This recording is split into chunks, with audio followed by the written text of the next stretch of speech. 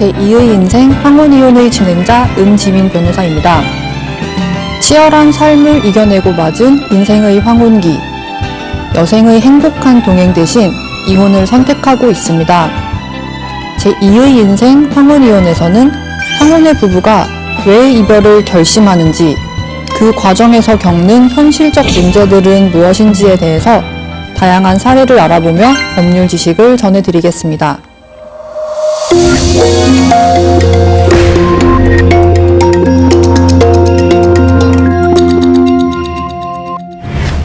오늘은 시작부터 질문을 하나 드리겠습니다. 평생 함께 산 배우자가 어느 날 범죄자가 된다면 어떻게 하시겠어요? 많은 분들은 아마 이렇게 생각하실 겁니다. 이 나이에 무슨 이혼이냐, 참고 살아야지. 여기까지 살았는데 그냥 조금 더 버티자. 그런데 상담실에서 마주하는 현실은 조금 다릅니다. 황혼이혼은 단순한 성격 차이나 오랜 갈등 때문에 시작되는 경우도 있지만 이 혼인 관계의 기반 자체를 무너뜨리는 결정적인 사건을 겪으면서 시작되는 경우도 많습니다. 그런 사건 중 하나가 바로 배우자의 범죄인데요. 이 범죄가 터지는 순간은 가정 내부의 문제가 사회적 사건으로 바뀌는 순간이기도 합니다. 뉴스에서나 나올 법한 일이 어느 날 갑자기 내 가족의 이야기가 되고 내 배우자의 이야기가 되는 순간 부부로서 쌓아온 신뢰는 크게 흔들립니다. 자녀, 이웃, 직장, 지인관계까지 한꺼번에 흔들리죠. 실제로 제가 이런 일을 상담하다 보면 의뢰인들께서는 분노보다도 이런 말을 하십니다. 저는 전혀 몰랐어요. 그 사람이 그런 일을 할 줄은 상상도 못했어요. 여기서 중요한 점이 하나 있습니다. 배우자가 범죄를 저질렀다는 사실만으로 무조건 자동적으로 이혼이 되는 것은 아닙니다. 하지만 반대로 어떤 범죄는 법원이 더 이상 혼인을 지속하기 어렵다고 판단할 만큼 중대한 사유가 되기도 합니다. 결국 핵심은 이것입니다. 배우자의 범죄가 혼인을 계속하기 어려운 정도에 해당하는가?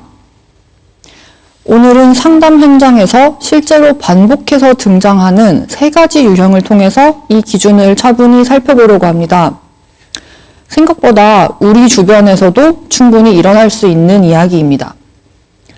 그리고 이 영상을 끝까지 보시면 이 질문에 대해서 스스로 판단하실 수 있는 기준도 함께 가져가실 수 있을 겁니다. 배우자의 범죄는 과연 이혼 사유가 될까?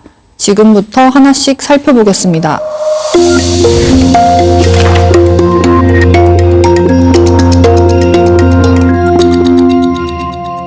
첫 번째 사례는 배우자에게 직접적인 피해를 가한 범죄는 아니었지만 혼인 관계의 신뢰를 뿌리부터 흔들기 시작한 사건입니다. 주인공은 60대 여성으로 남편과는 약 40년 동안 혼인 생활을 이어오고 있었고 슬하에는 장성한 자녀가 둘 있었습니다. 남편은 굉장히 조용한 성품으로 전형적인 성실한 가장이었는데요. 직장에 지각 한 번 하지 않았고 회식이 있어도 밤 10시 전에 귀가했습니다. 술도 거의 하지 않았고 이 남편의 취미라고는 주말마다 등산을 가는 정도였습니다. 주인공은 어느 날 아침에 갑자기 집에 들이닥친 경찰들이 남편 서재에 있던 컴퓨터와 외장 하드를 압수해 갈 때까지 현실감이 없었습니다. 며칠 뒤 주인공은 남편이 불법 촬영물을 소지하고 유포한 혐의를 받고 있다는 사실을 알게 되었습니다. 남편은 혐의를 부인했습니다. 그리고 주인공은 이 40년이라는 긴 세월 동안 자신이 봐온 남편의 모습을 믿었기 때문에 곧 남편이 문제없이 풀려날 것이라 믿었습니다.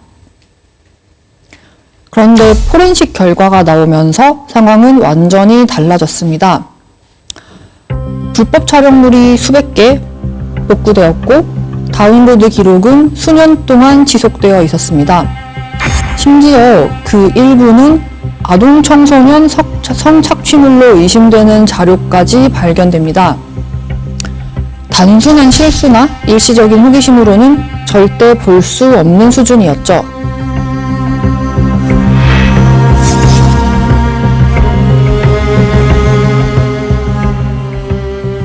그날 이후 이 주인공의 일상은 완전히 달라집니다.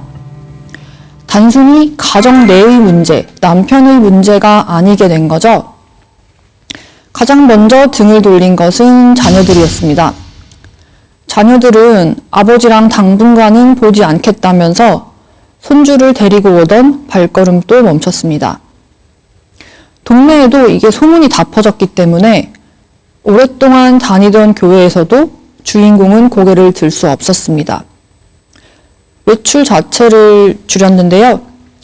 엘리베이터에서 이웃을 마주치는 곳조차 두려워졌기 때문이었습니다. 무엇보다 이 주인공을 무너뜨린 것은 자신이 40년 동안 알아온 사람이 전혀 다른 사람이었다는 점이었습니다. 이 40년이라는 긴 세월 동안 주인공의 남편은 지각 한 번 않고 외박도 않고 항상 아내와 자녀들에게 충실한 가정적인 사람이었습니다. 그런데 함께 여행을 다니고 자녀 결혼식을 치르고 손주 돌잔치에서 함께 웃던 그 시간들 뒤에 이런 엄청난 비밀을 숨기고 있었던 것이었습니다. 믿었던 사람에 대한 기억과 이 지금 마주한 현실이 충돌하면서 주인공은 극심한 혼란을 겪게 되었습니다. 지금까지 믿어온 결혼 생활 전체가 무너지는 느낌이었다고 하는데요. 그 순간 주인공은 깨달았다고 합니다. 자신이 잃어버린 것은 이 단순히 배우자에 대한 신뢰만이 아니었다는 것을 말입니다. 이 40년이라는 시간 동안 행복했던 결혼이라고 믿어왔던 기억들까지 모두 흔들리고 있었는데요. 그래서 주인공은 결국 이런 질문 앞에 서게 됩니다. 이 사람과 앞으로도 부부로 살아갈 수 있을까?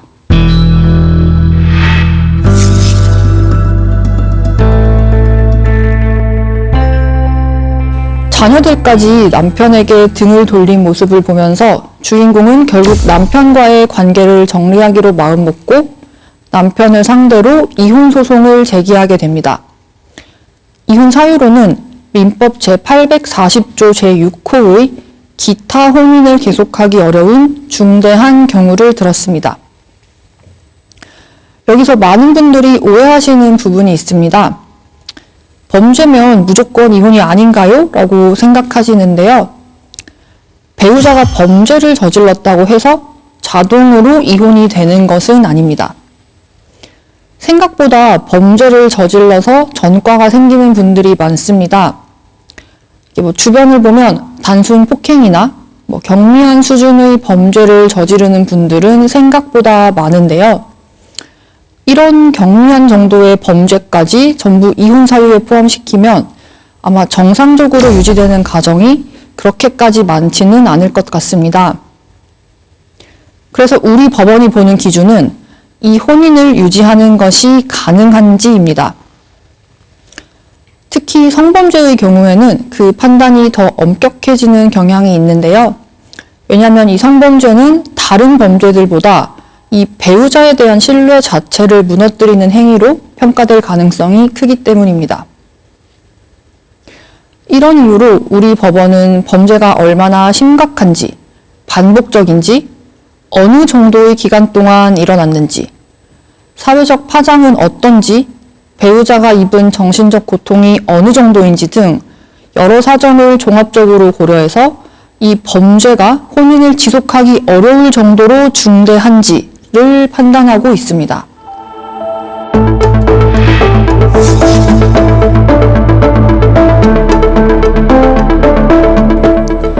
이 사건에서는 법원이 어떻게 판단했을까요?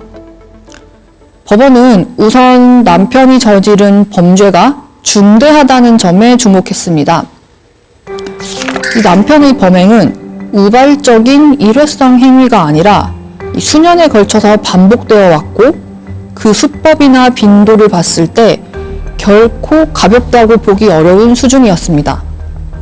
특히 법원은 아동 청소년 성착취물까지 발견되었다는 사실을 매우 무겁게 받아들였는데요.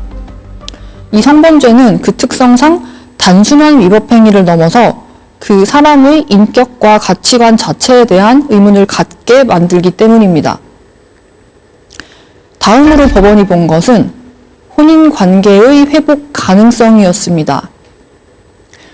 주인공 부부는 40년이라는 오랜 시간 함께 살아왔지만 이 남편의 이 사건 이후로 주인공이 느낀 충격과 배신감은 매우 컸고 정서적으로도 더 이상 남편을 배우자로 받아들이기는 어렵다는 점이 분명하게 드러났습니다. 무엇보다 법원은 배우자에 대한 이 근본적인 신뢰가 이미 회복하기 어려울 정도로 훼손되었다라고 판단하였습니다. 혼인은 단순히 함께 거주하는 관계가 아니라 상호 간의 신뢰를 기반으로 유지되는 공동체입니다. 그래서 그 신뢰가 무너졌다면 이 겉으로는 혼인 형태를 유지하고 있다는 사실만으로 부부관계가 정상적으로 지속된다고 보기는 어렵다는 거죠. 그리고 또 하나 법원이 중요하게 판단한 요소가 있었습니다. 바로 사회적 파장이었습니다. 이 사건 때문에 자녀들까지 부친과의 관계를 끊었고 주인공 역시 기존의 사회적 관계를 거의 유지하기 어려운 상황에 놓였습니다. 법원은 이러한 사정 역시 혼인 관계에 중대한 영향을 미치는 요소로 보았습니다. 이 배우자의 범죄로 인해서 다른 일방 배우자가 감당해야 하는 사회적 고립과 정신적 고통까지 함께 고려한 것인데요. 결국 법원은 이 남편의 범죄는 혼인을 계속하기 어려운 중대한 사유에 해당한다면서 아내의 이혼 청구를 받아들이고 남편이 아내에게 위자료를 지급하라는 판결을 내렸습니다.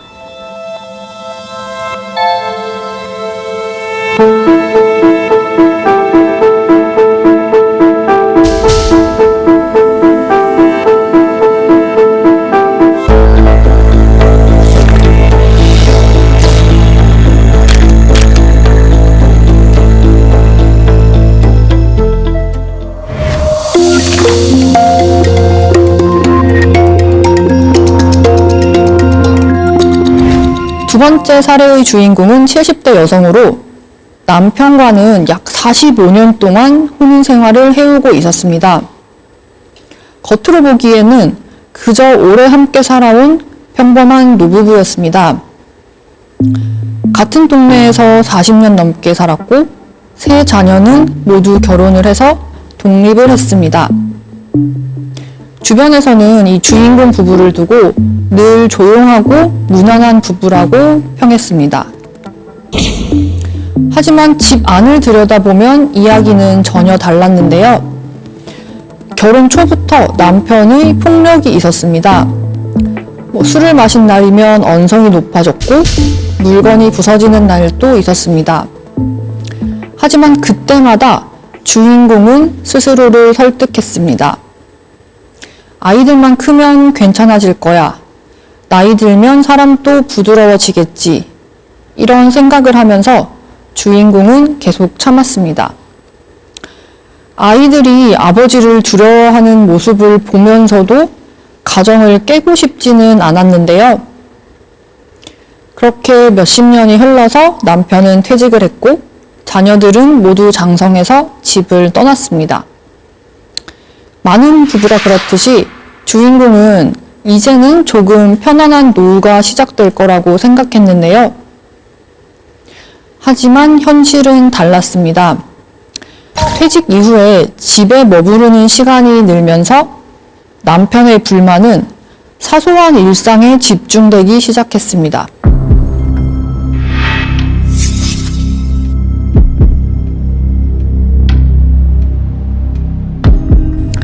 반찬이 짜다, 국이 식었다, TV 소리가 거슬린다. 문제는 남편이 이런 불만을 표현하다가 결국 폭력을 행사했던 것이었습니다. 어느 날은 리모컨이 날아왔고 어느 날은 식탁이 뒤집혔습니다. 사소한 불만이 이런 폭력으로 연결되는 일이 일상이었습니다. 사건이 벌어진 그날도 특별하지 않았습니다. 주인공은 여느 때처럼 저녁을 준비하고 있었는데 남편이 반찬이 마음에 들지 않는다면서 화를 내기 시작했습니다. 늘 있는 일이라서 곧 잠잠해지겠거니 했는데요. 이날은 남편이 식탁에 있던 냄비를 집어들고는 주인공에게 집어던진 겁니다. 뜨거운 국이 팔과 얼굴에 쏟아졌는데요. 그 순간 처음으로 죽을 수도 있겠다는 생각을 했다고 합니다. 이전까지는 남편의 폭력을 참을 수 있겠다고 생각했지만 이제는 아니었던 거죠. 결국 주인공은 살면서 처음으로 경찰에 신고를 하게 됩니다.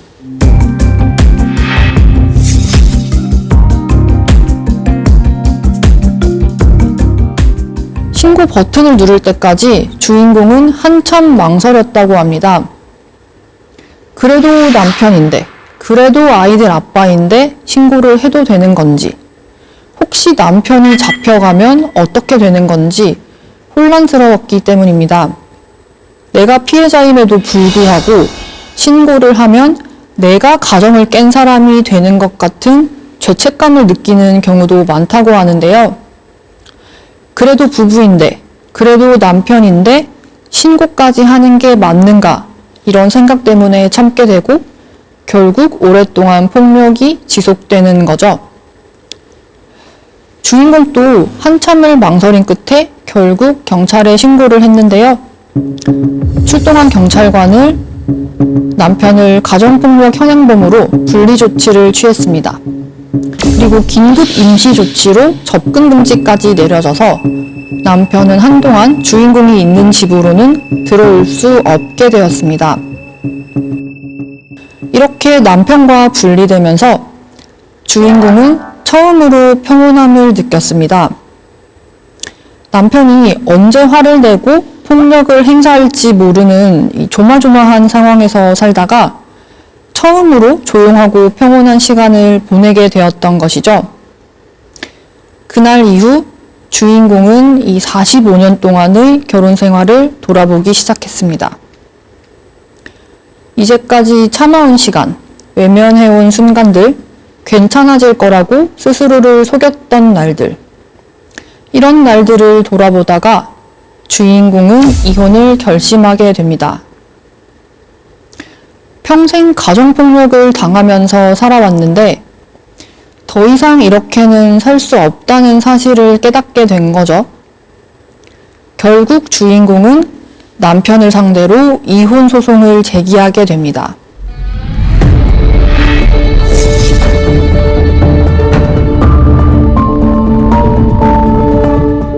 가정폭력은 우리 민법이 명시하고 있는 대표적인 재판상 이혼 사유입니다. 재판상 이혼 사유를 규정하고 있는 민법 제840조 제3호에는 배우자로부터 심히 부당한 대우를 받았을 때 이혼을 청구할 수 있다고 되어 있는데요. 여기서 말하는 이 심히 부당한 대우는 단순한 불화나 일시적인 다툼이 아닙니다. 신체 폭력이나 상해와 같은 반복적인 위협을 의미하는데요. 이런 물리적인 폭력뿐만 아니라 폭언이나 모욕 같은 언어적 학대, 그리고 정서적 학대까지 모두 포함합니다. 즉 모든 부부싸움이 곧바로 재판상 이혼 사유가 되는 것은 아닙니다. 우리 법원은 그 행위가 혼인 관계를 지속하기 어려울 정도로 중대한지, 그리고 그 행위로 인해서 피해를 입은 배우자의 인격과 안전이 침해되었는지를 중요하게 봅니다. 특히 가정폭력 사건에서는 일시적인 다툼인지 아니면 구조화된 폭력 관계인지가 핵심 쟁점이 됩니다. 이 사건에서 법원이 주목한 것도 바로 그 구조성이었는데요. 남편은 법정에서 이렇게 주장했습니다. 살면서 다툼은 있었지만 일반적인 부부싸움 정도였다. 이번에는 다툼이 컸지만 이전에는 이러지 않았다. 자기 행동을 축소를 한 거죠. 이런 주장은 가정폭력 사건에서 매우 흔합니다. 가해자는 폭력을 순간적인 실수로 축소하고 피해자의 공포를 예민함으로 돌리는 경우가 많습니다. 하지만 이 사건의 흐름을 바꾼 것은 주인공이 오랜 시간 동안 틈틈이 모아둔 자료들이었는데요. 병원 진단서, 멍자국을 촬영한 사진, 깨진 가구 사진, 지인에게 보낸 문자 메시지. 주인공은 이 결혼 생활 내내 남편의 폭력에 침묵했지만 아무 기록도 남기지 않은 것은 아니었습니다. 법원은 이 수십 년 동안 축적된 자료들을 남편의 폭력의 반복성과 신빙성을 뒷받침하는 직접 증거로 평가했습니다. 특히 판결문에서는 이런 취지의 판단이 등장합니다.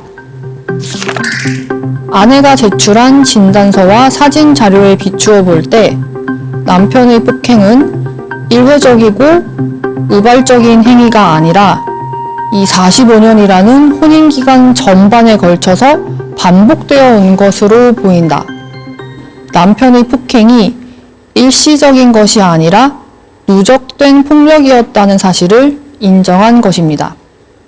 결국 법원은 남편이 주인공에게 혼인 파탄에 대한 책임으로 위자료를 지급해야 한다고 판단하면서 그 근거로는 남편의 가정폭력이 장기간 반복되었던 점, 주인공이 오랫동안 공포심과 정신적인 고통을 느꼈던 점, 남편이 이혼 소송 과정에서까지 전혀 반성하거나 개선 의지를 보이지 않았던 점, 주인공이 고령인 만큼 가정폭력의 위험성이 큰 점 등을 들었습니다.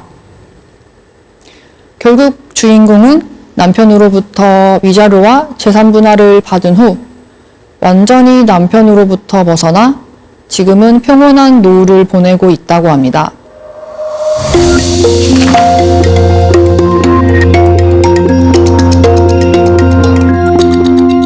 앞에서 말씀드린 사례는 두 가지 모두 비교적 분명했습니다. 배우자의 성범죄, 배우자의 가정폭력처럼 누구나 보기에 명백하고 중대한 범죄였는데요. 그런데 지금 소개해드릴 세 번째 사례는 조금 다릅니다. 처음 들으면 이게 범죄인가요? 이 정도로 이혼이 되나요? 라고 생각하실 수 있는데요. 겉으로는 투자 실패 혹은 개인의 판단 착오처럼 보이지만 과연 그것이 단순한 실수에 그치는지 아니면 이 혼인 관계를 뿌리째 흔드는 중대한 사유에 해당하는지에 관한 이야기입니다. 주인공은 60대 여성으로 남편과 결혼한 지는 30년 정도 되었습니다. 슬하에는 자녀가 한 명 있었는데요. 주인공 부부는 모두 퇴직을 하고 노후를 준비하고 있었습니다.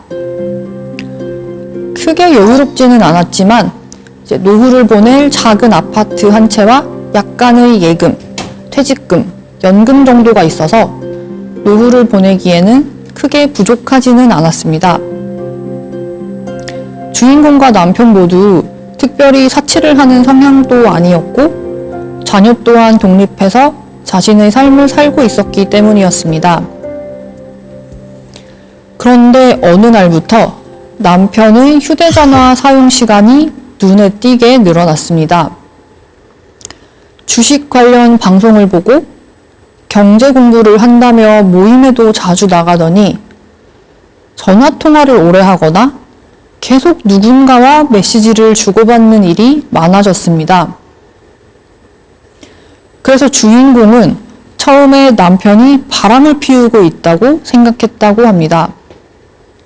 밤늦게까지 휴대전화를 붙들고 있고 메시지가 오면 화면을 급히 가리고 전화가 오면 방으로 들어가서 문을 닫았기 때문인데요.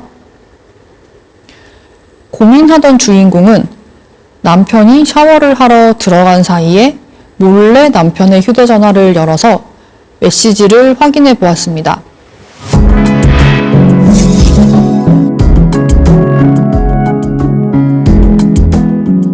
VIP방 추가 입금 부탁드립니다. 오늘 상한가 직전입니다. 이번 추천 종목 찍어드립니다. 바람이 아니라 주식 리딩방이었습니다. 남편은 이미 여러 개의 주식 리딩방에 들어가 있었는데요. 처음에는 남편은 경험 삼아서 소소한 용돈이나 벌 생각으로 10만 원을 넣어봤다고 했습니다. 그런데 리딩방 운영자가 찍어준 종목에 투자를 했더니 정말 몇만 원 수익을 얻었던 거죠. 10만 원을 투자해서 4만 원을 벌었는데 1억 원을 투자했으면 4천만 원을 벌 수 있지 않았을까 하는 생각이 자연스럽게 들죠. 그리고 리딩방 운영자가 매번 수천만 원, 수억 원의 수익을 인증하기도 했고 실제로 남편 본인도 소소한 수익을 얻다 보니까 이 리딩방에서 하는 말을 믿을 수밖에 없게 된 겁니다. 그래서 남편은 점점 더 깊이 들어가게 됩니다. 지금 추가 입금하면 비밀 종목을 공개한다. 기관 물량이 들어오기 직전이다. 이거는 내부 정보다. 이런 말에 현혹된 남편은 갖고 있던 예금을 전부 주식에 털어넣게 됩니다.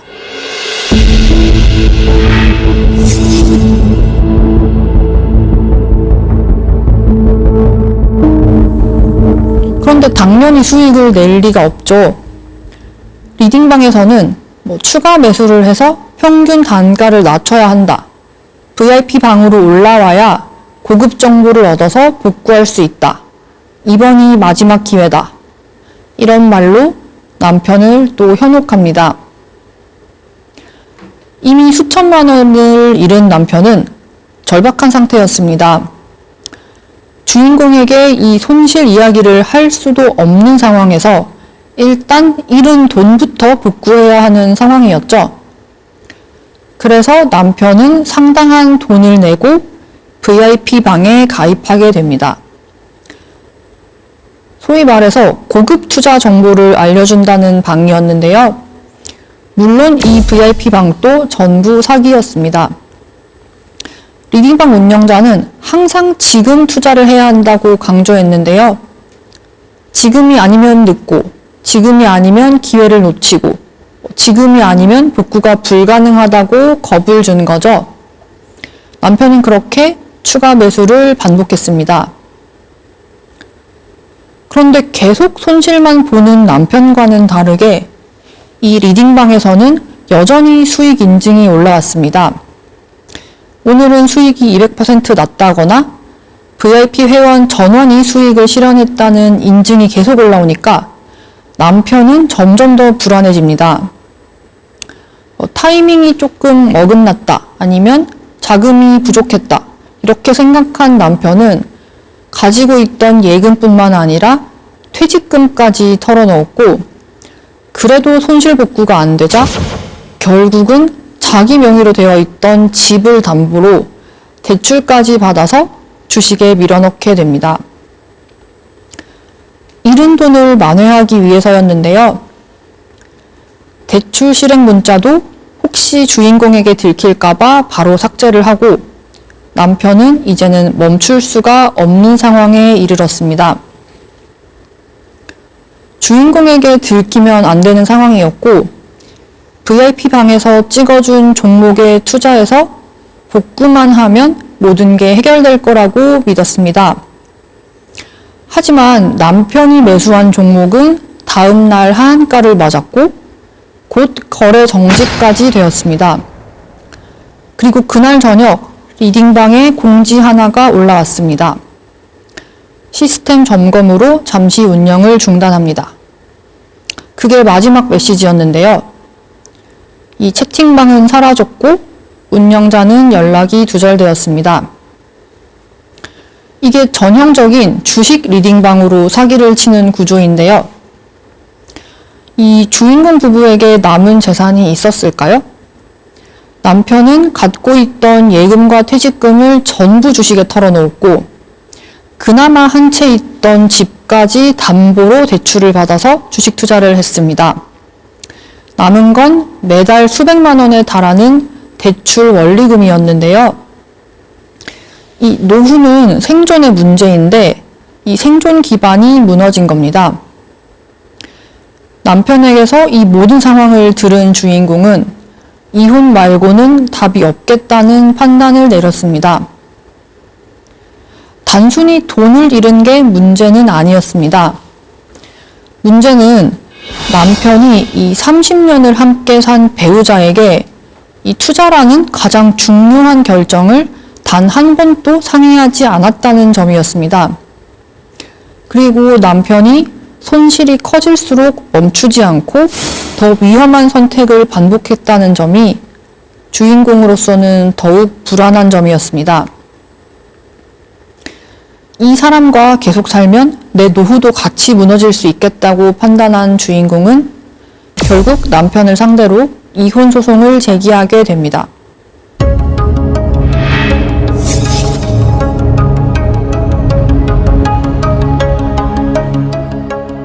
주인공은 크게 두 가지 주장을 했습니다.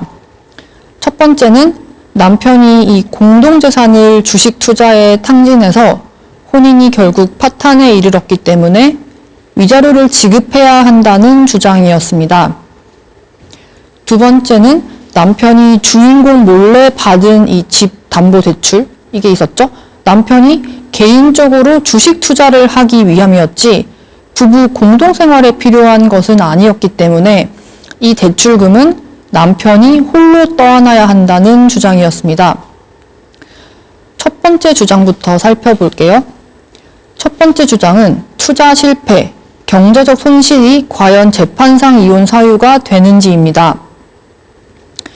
주인공을 비롯한 많은 분들이 돈 문제, 예를 들면 투자 실패로 이혼이 되는지 많이들 궁금하시는데요. 앞서 말씀드린 두 사례처럼 이게 범죄를 저지른 건 아니고 어떻게 보면 잘 살아보겠다고 돈을 벌겠다고 투자를 한 건데 투자가 실패한 것은 내가 의도한 결과가 아니기도 하잖아요. 어떻게 보면 교통사고나 자연재해 같은 거기도 한데 투자 실패로 이 돈을 잃은 안타까운 상황이 되었을 뿐이지 범죄를 저지르거나 한 건 아니니까 과연 이혼이 되는지 궁금해 하시는데요. 결론부터 말씀드리면 이혼이 가능합니다. 우리 법원은 일방 배우자가 혼인 생활의 기반을 무너뜨릴 정도로 중대한 재산 침해를 했다면 민법 제840조 제6호의 기타 혼인을 계속하기 어려운 중대한 사유에 해당해서 재판상 이혼 사유가 될 수 있다고 보고 있습니다. 주식 투자 실패가 그 자체로 범죄는 아니지만 부부 사이의 신뢰와 경제적 기반을 완전히 무너뜨릴 수 있기 때문인데요. 다만 이 모든 투자 손실이 이혼 사유가 되는 것은 아닙니다.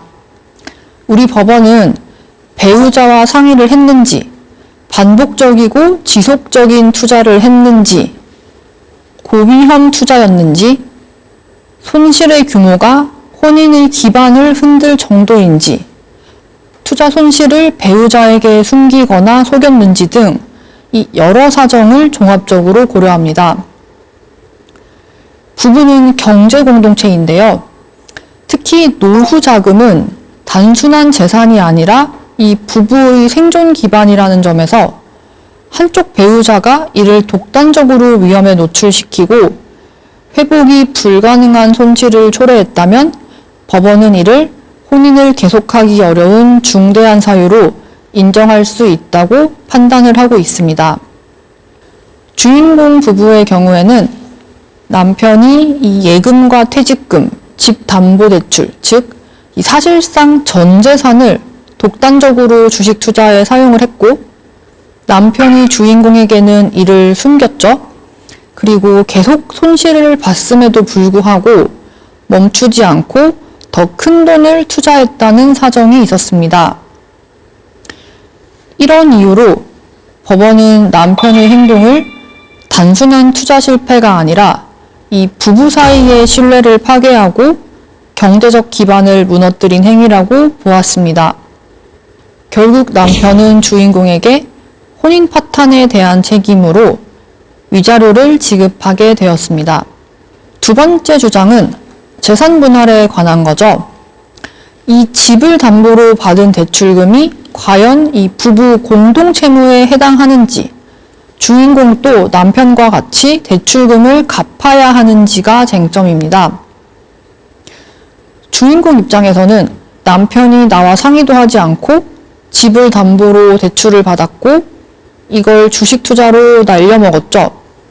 나는 만져보지도 못한 돈이란 말이에요.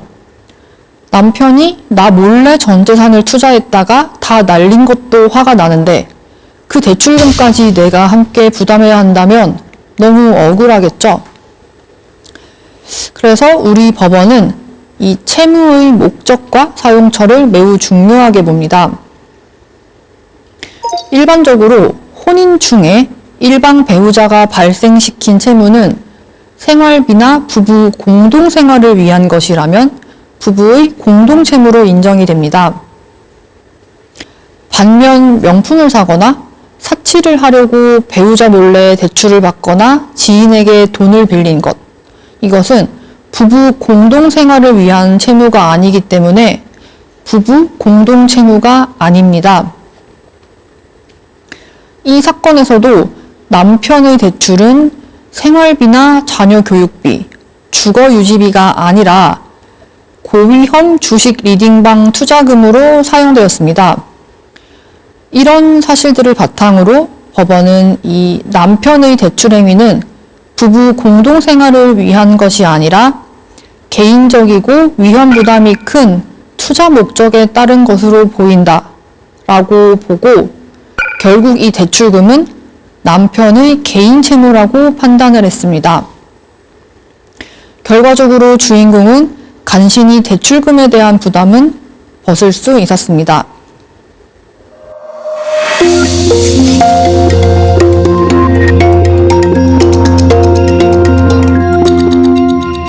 오늘 세 가지 사례를 소개시켜 드렸는데요.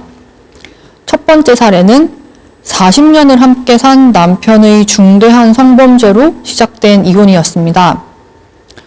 이 남편의 범죄가 배우자에게 직접적인 피해를 가한 것은 아니었지만 이 장기간 반복된 성범죄는 혼인의 근본적인 신뢰를 무너뜨렸고 법원은 이를 혼인을 계속하기 어려운 중대한 사유로 인정했습니다. 두 번째 사례는 수십 년간 반복된 가정폭력이었죠.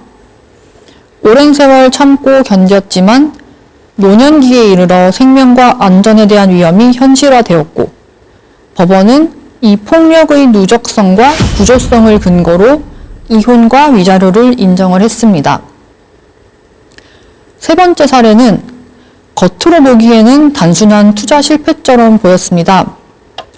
그러나 전 재산을 독단적으로 위험에 노출시키고 집 담보 대출까지 받아서 이 은폐한 행위는 혼인의 경제적 기반과 신뢰를 무너뜨린 것으로 판단되어서 이혼과 함께 이 채무 역시 남편의 개인 책임으로 귀속되었습니다.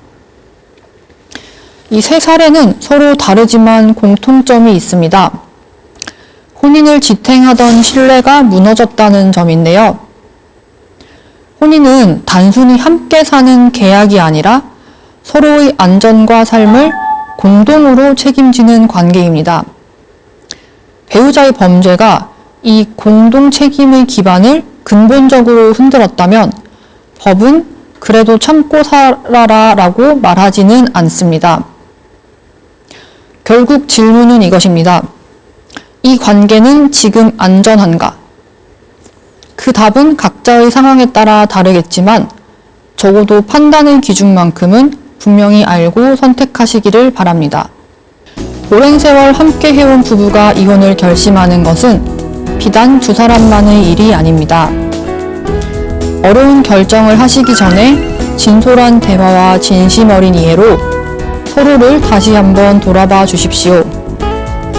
그래도 할 수밖에 없는 결심이라면 저희 제2의 인생 황혼이혼이 올바른 선택을 돕는 길잡이가 되어드리겠습니다. 함께 해주셔서 고맙습니다.